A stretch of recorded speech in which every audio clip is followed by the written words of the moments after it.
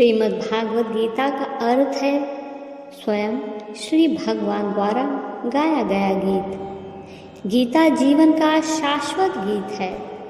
इसके शब्द और शब्दों में निहित अर्थ हमेशा नए रहते हैं। भगवान श्री कृष्ण ने गीता को परम वचन कहा है। गीता का गीत परम शब्द है। सत्य और असत्य समय के साथ बदल सकते हैं, लेकिन गीता का जीवन गीत परम वचन रूपी आनंदी और सनातन है। प्राचीन होते हुए भी सनातन है। परम वचन का अर्थ है जो हमारा अनुभव नहीं बल्कि जिसके लिए हम प्यासे हैं, जिससे हम नहीं जानते लेकिन हमारे दिल में एक गहरी चाहत है, जिसे हम जान नहीं पाए लेकिन उसे खोजने के लिए जीवन मिला है, जो अभी अज्ञात है लेकिन हमें उसकी ओर चलना है। ऐसे परम वचनों का पवित्र गीत भगवान श्री कृष्ण ने बड़े प्रेम से अर्जुन को सुनाया। परमात्मा का अनुभव करने के लिए दो बातों की आवश्यकता है। विश्वास केंद्रित करने के लिए भावनाओं का सहज समर्पण, क्योंकि मन की वर्तमान स्थिति उन्हें समझ नहीं पा रही है।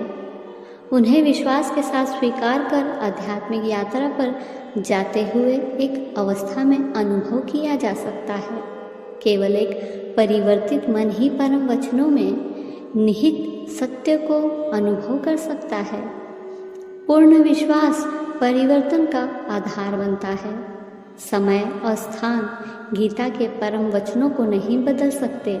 संसार के सभी सत्य समय की परिस्थितियों से बंधे हुए हैं। जब समय बदलता है तो उन्हें भी बदलना होता है। जब सभी सत्य बदलते हैं, सभी धर्म और दर्शन बदलते हैं, सिद्धांत बदलते हैं, सोच की धाराएं बदलती हैं, फिर भी गीता के ये परम वचन अपने स्पर्श से जीवन को जीवंत और आलोकित, पवित्र और तीव्र करते हैं।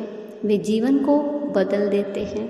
तो आइए वीडियो को शुरू करते हैं। इससे पहले कि हम आगे बढ़ें, अगर आप हमारे चैनल पर नए हैं तो प्लीज़ चैनल को लाइक एंड सब्सक्राइब ज़रूर कर दीजिएगा। ईश्वर ने मनुष्य को स्वतंत्र, सरल और सौम्य जीवन जीने के लिए बनाया है, लेकिन मनुष्य ने अपने चारों ओर मोह माया का भ्रम पैदा करके अपने आप को फंसा लिया है। हम और चीज़ें जमा करके संतुष्ट होना चाहते हैं, संतोष और सुख प्राप्त करना चाहते हैं, लेकिन जब मन में संतोष और आनंद की अनुभूति नहीं होती तो निराशा होती है। शांति का अनुभव तभी होगा जब कोई अपना संग्रह दूसरों की सेवा में समर्पित करेगा। जीवन ईश्वर का उपहार है। परमात्मा हमारे भीतर विराजमान है।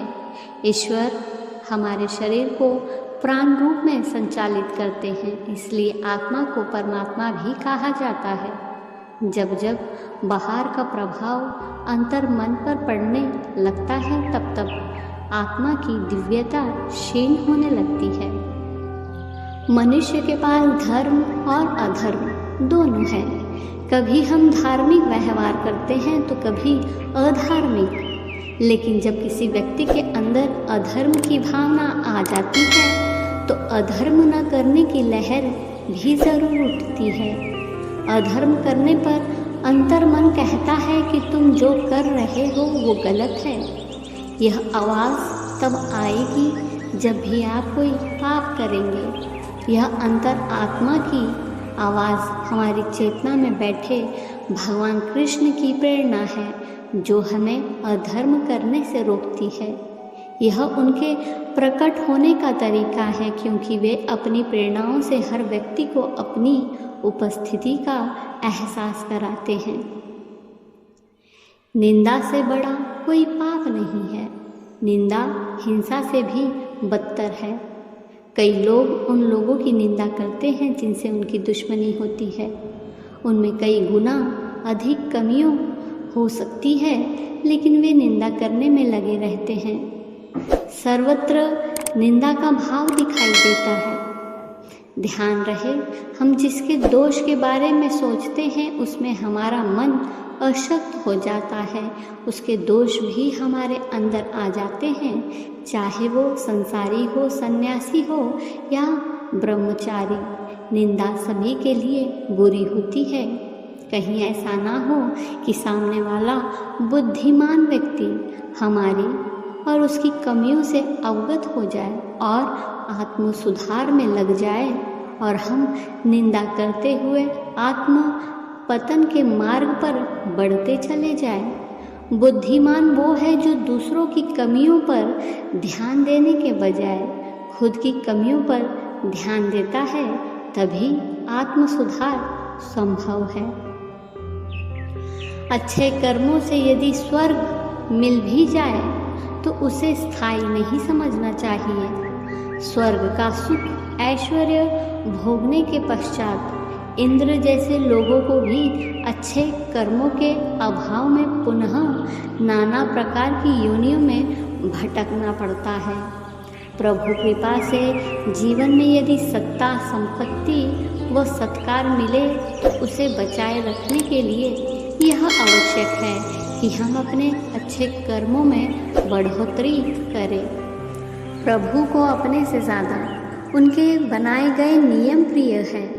जो नियमों में बंधकर जीवन व्यापन करता है वह लक्ष्य की प्राप्ति निसंदेह करता है।